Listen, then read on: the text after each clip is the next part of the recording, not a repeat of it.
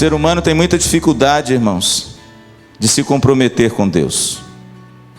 Desde os primórdios da humanidade, o ser humano teve muita e tem muita dificuldade de assumir um compromisso com Jesus e, acima de tudo, de servir a Cristo.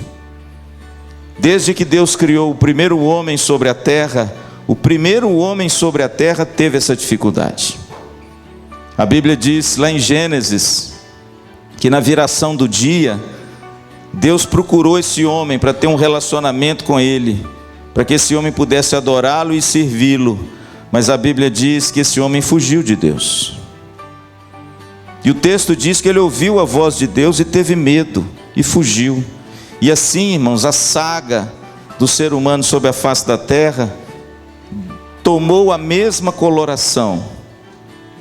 Hoje, e como antigamente, os homens têm muita dificuldade de assumir um compromisso com Jesus, de assumir um compromisso para valer, para servir a Cristo de todo o coração. O texto que eu vou ler fala sobre isso. Segue comigo. Versículo 15, Lucas 14. Ora, ouvindo tais palavras, um dos que estavam com ele à mesa disse-lhe: bem-aventurado aquele que comer pão no reino de Deus. Ele, porém, respondeu: certo homem deu uma grande ceia e convidou muitos. À hora da ceia, enviou seus servos para avisar os convidados: vinde, porque tudo já está preparado. Não obstante, todos a uma começaram a excusar-se, ou seja, dar desculpas. Disse o primeiro: comprei um campo e preciso ir vê-lo. Rogo-te que me tenhas por escusado. Outro disse: comprei 5 juntas de bois e vou experimentá-las, rogo-te que me tenhas por escusado. O outro disse: casei-me e por isso não posso ir. Voltando o servo, tudo contou ao seu senhor. Então, irado, o dono da casa disse ao servo: sai depressa para as ruas e becos da cidade, e traze para aqui os pobres, os aleijados, os cegos e os coxos. Depois lhe disse o servo: Senhor, feito está como mandaste, e ainda há lugar. Respondeu-lhe o Senhor: sai agora pelos atalhos, pelos caminhos, e obriga a todos a entrar, para que fique cheia a minha casa. Porque eu vos declaro que nenhum daqueles homens que foram convidados provará da minha ceia. A parábola, irmãos, que Jesus conta da grande ceia ou do grande banquete, é uma parábola que nos convida a ter um compromisso com Cristo, a servir a Cristo, a servir a sua igreja e, acima de tudo, a servir o seu reino. Você sabe, pela leitura bíblica, que a mensagem do Evangelho, a pessoa de Jesus e o reino que Jesus veio inaugurar, tem como metáfora o grande banquete. Tem como metáfora a grande ceia, tem como metáfora uma linda festa. A mensagem do Evangelho é uma mensagem de celebração e de alegria, e esse banquete é uma metáfora, é um símbolo daquilo que Jesus veio inaugurar com as benesses e as bem-aventuranças do Evangelho da graça de Deus. A Bíblia diz, irmãos, que essa parábola da grande ceia, ela é um convite ao compromisso com Cristo, e esse convite, veja bem, ele é o convite que produz a verdadeira felicidade, porque no verso 15, a Bíblia diz que alguém se aproxima de Jesus e diz assim: bem-aventurado aquele que comer pão no reino de Deus. A palavra bem-aventurado no grego é a palavra makarios, que significa muito feliz. O texto está dizendo o seguinte: aquele que se compromete com o reino de Deus, esse adquire a verdadeira felicidade. Tem muita gente procurando a felicidade em outras coisas. Tem muita gente procurando a felicidade nos bens, e nós vamos ver aqui por que os bois, a junta de boi, o campo. Tem muita gente que busca a felicidade nos prazeres, no outro, né? Talvez por isso acaba um namoro e um noivado, o sujeito parece que o mundo acabou. Sabe por quê? Porque ele depositou na pessoa aquilo que ele devia depositar em Cristo. E de repente a Bíblia diz, irmãos, que esse convite é um convite que produz a verdadeira felicidade. O homem só é feliz quando ele se descobre em Cristo Jesus. Fora de Jesus, você pode buscar tudo, adquirir tudo, mas no fundo, nunca o verdadeiro contentamento vai alcançar o seu coração. Você sempre será descontente. Sempre vai faltar alguma coisa. E esse compromisso com Cristo produz essa felicidade. Não é à toa que as bem-aventuranças, o sermão mais famoso de Jesus, começa com as bem-aventuranças, o Sermão do Monte. Porque a palavra bem-aventurança é feliz. O homem que teme ao Senhor, o homem que se aliança com Cristo, o homem que assume um compromisso com Jesus e serve esse Deus maravilhoso, esse homem é feliz. Mas o interessante, irmãos, que esse convite também é um convite que nos concede um grande privilégio. Sabe por quê? No versículo 17, a Bíblia diz o seguinte: vinde, porque tudo já está preparado. Irmãos, que coisa maravilhosa. Jesus, quando morreu na cruz do Calvário, lá no Gólgota, no lugar da caveira, naquele monte, afastado dos muros da cidade de Jerusalém, a Bíblia diz que quando Jesus estendeu as suas mãos, ele disse uma palavra em aramaico, que significava o carimbo que o senhor de escravo dava no documento para libertar o escravo naquela época. Quando ele libertava o escravo, ele carimbava algo em cima de um selo, que era uma goma de cera, e ele carimbava uma coisa escrita naquele documento para dizer que o escravo agora estava completamente livre e que não pairava nenhum jugo sobre o escravo. Jesus usa essa palavra lá na cruz do Calvário, abrindo os braços, ele diz: tetelestai, está consumado. Em outras palavras, paguei tudo, resgatei, está livre, você nunca mais será escravo de nada, porque você será o meu servo para sempre. Você tem o carimbo, viu, querido, da liberdade dos filhos de Deus, amém? Você foi livre, porque Jesus morreu por você, e na cruz do Calvário, ele abriu os braços e disse: está consumado, a obra foi feita, e a obra foi perfeita, vinde, porque tudo está preparado. Irmãos, que coisa maravilhosa. Você já chegou num lugar, numa festa, naquela que você é convidado, quando você chega assim, tem aquela mesa, aquela bebida, aquela comida, aquele povo maravilhoso, aí você vira e fala assim: meu filho, quanto é que eu tenho que dar? Ele fala assim: pastor, nada. Meu filho, você tem que sair de um lugar desse em nome do Senhor Jesus, animado. Amém? Você sabe por quê, querido? Que esse convite é um convite ao compromisso, porque Deus te concedeu um grande privilégio. Você não precisou fazer nada para receber o que recebeu. Nada. Nada. A Alissa tinha 3 anos de idade. Às vezes eu viajava, ia pregar, ia fazer alguma coisa. A Alissa era pequenininha, com seus cachinhos, Eu chegava em casa, e quando eu chegava em casa, eu sempre tive o que, meu bem? Esqueci a palavra. O costume de levar uma lembrancinha para a Alissa, um agradinho, Lili, um presentinho para a Alissa. Agora eu cresci, não tenho mais dinheiro para fazer isso. Mas eu sempre levava um agradinho para a Alissa. Aí eu lembro direitinho, quando eu tocava a campainha da minha casa, vinha a Alissa correndo, 3 aninhos, uma coisa mais linda, irmãos, é linda até hoje. E de repente ela chegava: papai, papai. Aí eu falava com ela assim: quer ver? Estende a mão, Alissa, fecha os olhos. Ela estendia a mãozinha. Aí eu pegava o embrulhinho, irmãos, era lindinho demais. Eu pegava o embrulhinho, colocava na mão dela e falava assim: abre os olhos. Ela abria os olhos. Aí ela lá desembrulhava o negócio. Você sabe por quê, querido, que você não pode sair daqui hoje sem se comprometer e servir a Jesus? Porque Ele te deu um maravilhoso presente.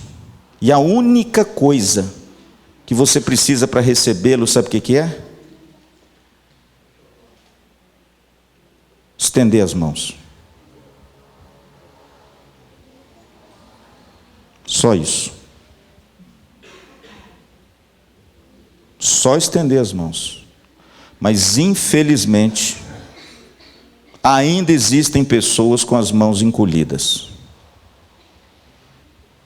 Não querem o presente. E nem o privilégio de participar da festa. Preferem ficar do lado de fora. Apesar desse convite, irmão, ser um convite tão glorioso, o texto nos mostra quais são as desculpas que foram usadas para as pessoas não participarem dessa festa e não servir o dono da festa. Desculpas para não servir a Cristo e não fazer parte desse banquete maravilhoso da graça de Deus. Por incrível que pareça, esse convite pode ser rejeitado. E o texto fala da rejeição. E eu vou terminar falando sobre isso. A Bíblia diz, irmãos, versículo 16, que certo homem deu um grande banquete e convidou a muitos. Imagine que vocês fossem os convidados desse banquete. Imagine que o pastor Luciano de Púlpito agora convidasse vocês para uma grande festa. E imagine que no dia que eu convido vocês para esse grande banquete, ninguém falou comigo que não ia. Eu fiz o convite e todos ficaram como vocês estão, olhando para mim e receberam um convite no coração. Pois esse é o contexto dessa narrativa de Jesus. Só que quando esse homem fez o convite até o dia da festa, se passou algum tempo. É mais ou menos hoje, quando você convida alguém para ir numa festa e manda confirmar, e a pessoa de repente confirma, e no dia da festa, você manda um WhatsApp, né? Ou dá uma ligada, ou que senão você liga para ela antes e fala assim, olha, eu mandei o convite para você, você confirma que vem na minha festa? E aí de repente você fala assim, não, pode deixar que eu confirme, eu vou. Aí o sujeito prepara a festa por aquele número de pessoas, porque ninguém recusou o convite. Aí, Edson, chega no dia da festa. Olha o que diz o texto. A hora da ceia, ou seja, ele faz o convite com antecedência. Não obtém nenhuma recusa. E ele prepara, irmãos, uma grande festa. Só que chega na hora da ceia, o que ele faz? Olha aí o texto. A Bíblia diz que ele envia o seu servo para avisar os convidados. Por que avisar? Porque ele imaginaria que aqueles que ele tinha convidado e ninguém tinha recusado, fossem na festa. Então ele só manda avisar, ele não manda convidar. Ele só manda avisar para dizer assim, olha, lembra do convite? Chegou a hora, pode vir. Aí, irmãos, na cultura do Oriente Médio, isso é uma coisa assim inadmissível. É muito mais do que uma falta de educação. É uma desconsideração completa por alguém que preparou, te convidou com tanto carinho e quando chegou na hora da festa, veja o que esse dono da festa recebe. Versículo 17. A hora da ceia, enviou o seu servo para avisar os convidados. Vinde, porque tudo está preparado. E aí, irmãos, vem aquilo que eu chamo das 3 desculpas que muitas vezes a gente dá para não servir a Cristo, para não se comprometer com a igreja, para não se comprometer com a obra do Senhor. Olha o que diz o versículo 18. Não obstante, todos, a uma começaram a excusar-se, ou seja, dar desculpas. Disse o primeiro, comprei um campo e preciso ir vê-lo. Rogo-te que me tenhas por excusado. Está aí a primeira desculpa. Olha, o senhor me perdoe, mas eu comprei um campo, e depois que eu comprei um campo, eu preciso de ver o campo. Agora eu te pergunto, você acha que isso é possível? Você compraria uma casa sem ver a casa, Lohane? Você compraria um carro, Joel, sem ver o carro? Você compraria um lote ou alguma coisa sem ver o bem? Pois essa foi a desculpa que esse homem deu. E se para nós isso é algo implausível, para o homem do Oriente Médio é impossível. Sabe por quê? Porque vai ser enjoado para fazer negócio assim. Essa foi a primeira desculpa. E ele ainda teve assim um polimento. Veja bem, olha só. No versículo de número 18, para dizer assim: rogo-te que me tenhas por escusado. Ele teve o polimento de chegar perto do servo e dizer assim: mas fala com o seu senhor para ele me perdoar por eu ter me eximido da festa. Mas aí vem a segunda desculpa, irmãos. Verso 19. Outro disse: comprei 5 juntas de bois e vou experimentá-las. Aí eu pergunto, irmãos, será que é possível você comprar alguma coisa que você vai utilizar no seu trabalho, sem experimentar e sem testar antes, ver se o negócio funciona? Já pensou o Alexandre que vende aqueles transformadores? É isso mesmo, né, Alexandre? Aquela potência. Já pensou o cara comprar um negócio daquele e assim, não saber nem se o troço funciona, e de repente ele comprar para depois ver se funciona? Será que isso é possível? Muito difícil. Mas essa foi a desculpa que esse homem deu. Agora a terceira, irmãos, veja bem a terceira desculpa. Versículo de número 20. O outro disse: casei-me e por isso não posso ir. 3 desculpas, irmãos, para não se envolver, para não se comprometer, para não participar da festa. E o que eu quero dizer nessa noite é que todas as 3 desculpas são desculpas desonestas. Esse homem foi desonesto. Sabe por quê? Porque ninguém em sã consciência, primeiro, compra um campo sem primeiro avaliar muito bem aquele campo. Aquele homem deu uma desculpa desonesta.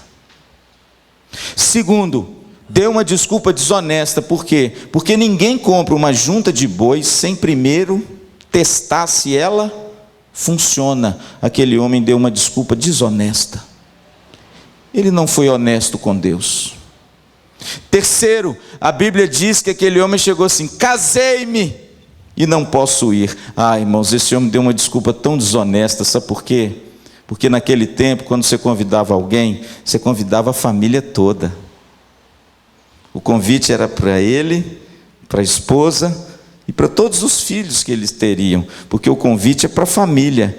E o casamento nunca era um empecilho, uma desculpa para o sujeito ir em qualquer lugar, porque ele levava sim a sua esposa. Pastor Luciano, o que o senhor está querendo dizer com isso? Esse convite, irmãos, da grande ceia, do grande banquete, é um convite ao compromisso com Cristo. Mas esse compromisso, apesar de nos trazer tanta felicidade, irmãos, de transformar a nossa vida em algo profundamente cheio de sentido e paz e alegria, algo que nos dá, irmãos, um privilégio tão grande da gente participar da construção de uma comunidade, da bênção na vida das outras pessoas. Por incrível que pareça, esse convite pode ser recusado. E o que é pior, ele é recusado através de desculpas desonestas. Aquelas desculpas que você usa para se desculpar, mas no fundo a gente sabe que são desculpas desonestas, que você poderia muito bem se comprometer a servir a Cristo, a causa de Cristo e a igreja de Cristo. Por isso, meu amado, cuidado com as desculpas. Elas são sempre o que são, desculpas, mas elas nunca vão se justificar diante de Deus. Por uma razão muito simples: quando Cristo me chama, quando Cristo te chama, Cristo nos chama a um compromisso com Ele. E esse compromisso passa pelo serviço na casa de Cristo e na causa de Cristo. Portanto, qualquer desculpa que de repente eu dê e você dê, será o que é? Uma desculpa. Mas no fundo, talvez ela não se justifique diante de Deus. Por quê? Porque depois que aqueles homens deram essas desculpas, aquele homem ficou muito bravo. Segue aí no texto comigo. E aí eu vou terminar. Versículo 21.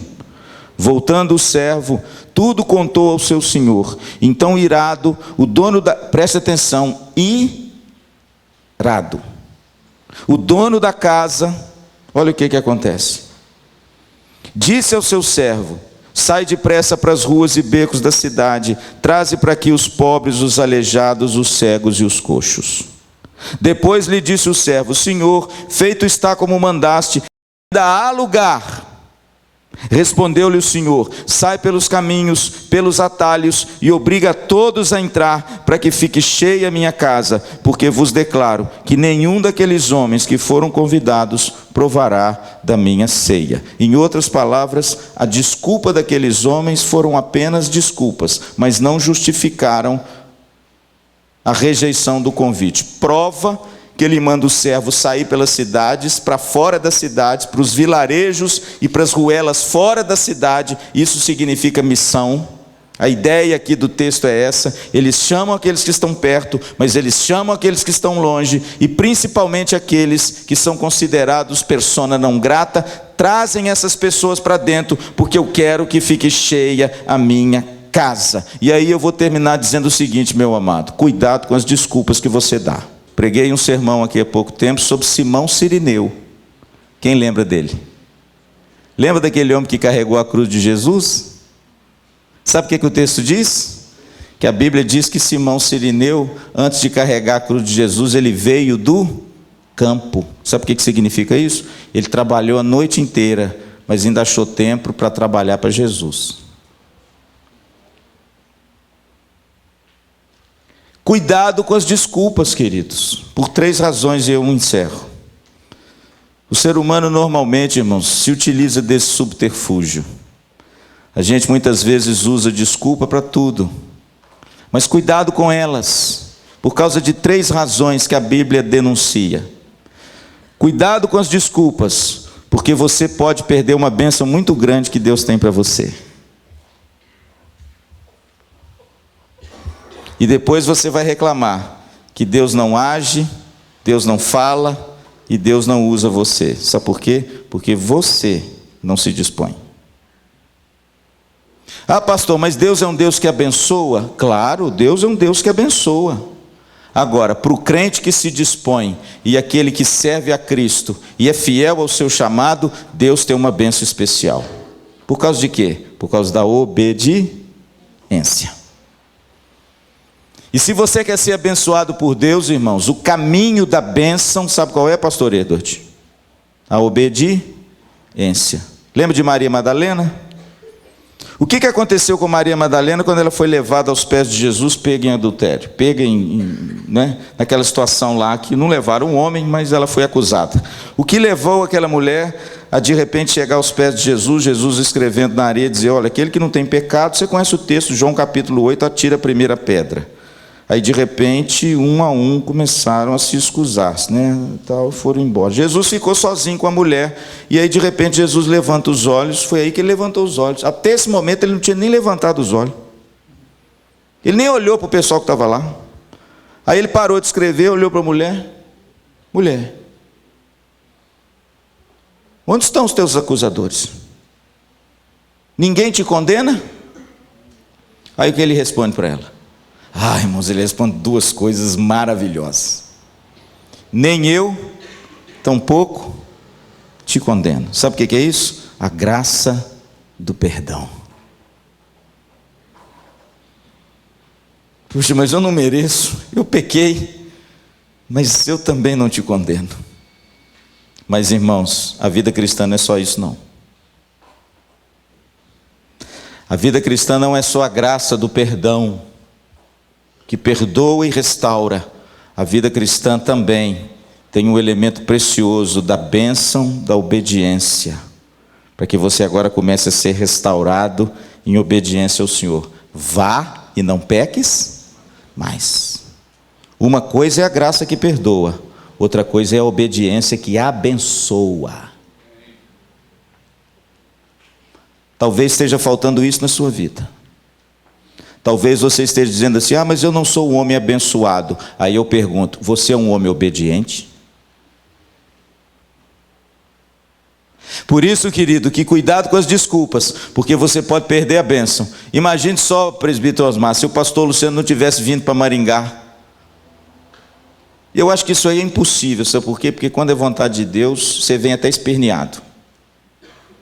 Mas você imagina se eu desse uma desculpa desonesta ou honesta e tivesse ficado em Belo Horizonte, puxa, quantas bênçãos eu perderia. Quantas coisas maravilhosas, irmãos. Nesses 6 meses que eu estou aqui, que parece que tem 10 anos já, né?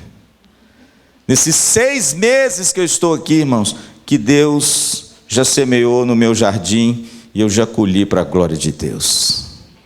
Quantos irmãos amados, quantas amizades bonitas, quantas coisas Deus me concedeu. Sabe por quê, irmãos?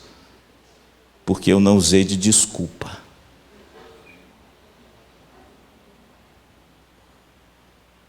Cuidado com as desculpas. Por quê, pastor? Porque você pode perder a bênção. Deus tem uma bênção para você, mas essa bênção passa pela obediência, amém? Segundo, cuidado com as desculpas, sabe por quê? Porque amanhã pode ser tarde demais.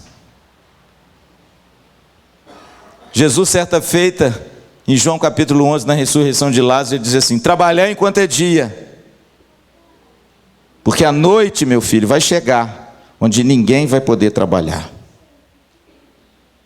Pastor, o que significa isso?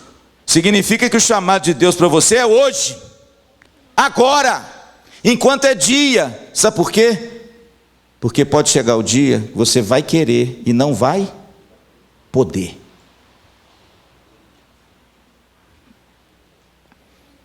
Talvez a única oração que eu faça pela minha vida, porque pastor é o seguinte: pastor, quando é chamado por Deus, ele nunca ora por ele só ora pelos outros. Isso é quando é pastor de verdade. E eu amo orar pelos outros, servir as pessoas, correr atrás de ajudar as pessoas. Mas tem uma oração que eu faço por mim. Uma só. Não é me dar uma esposa que Deus já me deu, maravilhosa.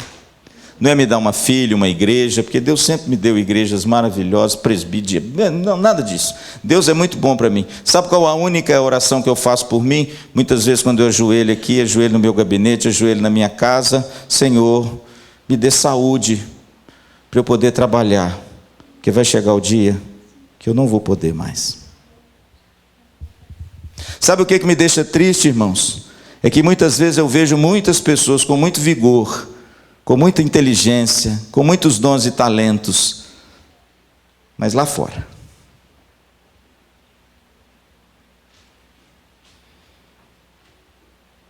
Falta ainda algo para essas pessoas se levantarem para trabalhar para Jesus e de repente usarem tudo isso para a glória de Deus e para o serviço da igreja do Senhor Jesus. Deixa eu te dizer uma coisa: não espere aposentar não, viu, querido? Pastor Luciano, quando levanta de uma mesa, ele já levanta com uma dificuldadezinha, sabe como é que é? O meu amigo Otávio ali disse o seguinte, que o joelho dele é arrebentado, viu, Miriam? De tanto que ele já jogou bola. E outros peraltas aqui na igreja que já jogaram muita bola. E tem um joelho arrebentado. Pois eu disse para ele, falei assim: pois eu tenho 54 anos, meu joelho é de menino. Claro, eu nunca joguei bola na minha vida. Então eu tenho um bom joelho. Graças a Deus, irmão. Sabe por quê? Porque eu ainda quero sentar e levantar muito para a glória de Deus. Eu preciso de muita saúde. Sabe por quê? Porque eu quero trabalhar hoje enquanto é dia.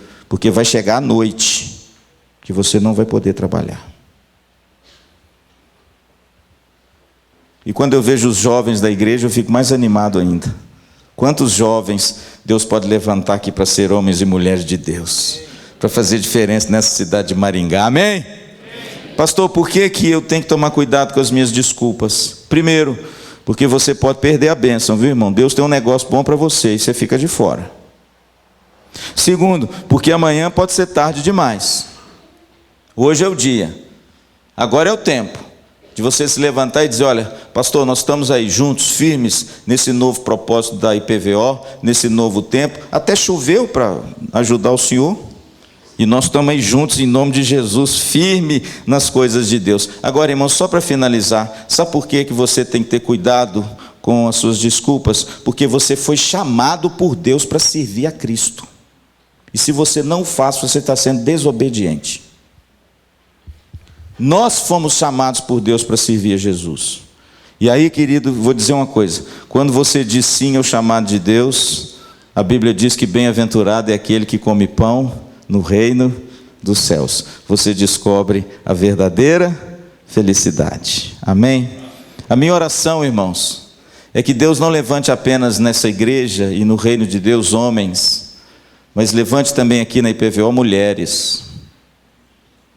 Amém, meu amor?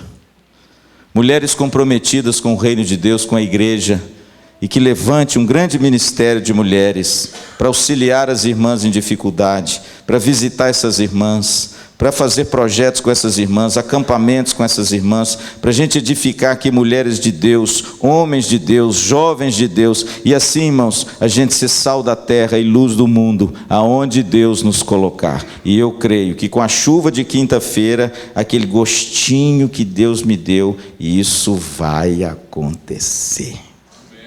Amém?